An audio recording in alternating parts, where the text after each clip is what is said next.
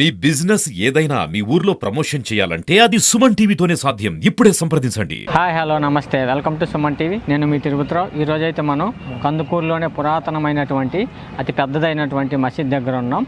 ఇక్కడ ఈరోజు మొహరం పండుగ కదా. అసలు మొహరం పండుగని దేనికి ప్రతీకగా చేసుకుంటారు, అసలు ఎవరి గుర్తుగా చేసుకుంటారు, ఎవరి త్యాగాలు గుర్తుగా చేసుకుంటారు, ఇక్కడ ఉన్న ముస్లిం సోదరులను అడిగి తెలుసుకుందాం రండి. నమస్తే సార్, మీ పేరు? నా పేరు ఆదిల్. ఈరోజు మొహరం పండుగ కదా, అసలు ఎవరు గుర్తుగా చేసుకుంటారు? ఇప్పుడు ఇంగ్లీష్లో జనవరి స్టార్టింగ్ నెల అయితే, ఇప్పుడు తెలుగులో ఉగాది మొదటి నెల అయితే, మొహరం అనేది ఇస్లాంలో మొదటి నెల. ఓకే. అదేవిధంగా హుసేన్ గారు ఈరోజే షహీద్ అయ్యారు. అంటే ఇస్లాం తరపు నుంచి ఆయన పోరాడి ఈరోజే షహీద్ అయ్యారు. అదేవిధంగా మూసా అలైహిస్సలాం ఆయన ఒక ప్రవక్త, ఆయనను అల్లా ఈరోజే కాపాడింది. ఫిరోన్ బారి నుండి ఈరోజే ఆయనే అల్లా కాపాడింది. అదేవిధంగా నూహ్ అలైహిస్సలాం అని ఆయన ప్రవక్త ఉన్నాడు, ఆయన్ని కూడా అల్లా ఈరోజే కాపాడింది. మామూలుగా రంజాన్ పండుగ, బక్రీద్ పండుగ అన్నీ చేసుకుంటుంటారు కదా, అసలు ఆ పండుగలకి మొహరం పండుగలకి తేడాలేంటి? మొహరం అంటే మొదటి నెల కాబట్టి, మొహరం మొదటి నెల కాబట్టి ఇది గొప్పదని భావించి చేసుకుంటూ ఉంటారు. ఈ పండుగకి ఎటువంటి నియమ నిబంధనలు పాటిస్తూ ఉంటారు? నియమ నిబంధనలు అంటే 2 రోజులు అయితే ఉపవాసం అయితే ఉంటారు. అంటే పండగ నుంచి 2 రోజుల ముందు నుంచి ఉపవాసాలు ఉంటారా? ఈ రోజు నిన్న ఉపవాసం అయితే ఉంటారు. మసీదుకి వచ్చి ప్రార్థనలు అలాంటివి ఏమి చేస్తూ ఉంటారా? చేస్తారు. అంటే డైలీ 5 టైమ్స్ చేస్తారు. అదేవిధంగా ఈరోజు కూడా చేస్తారు.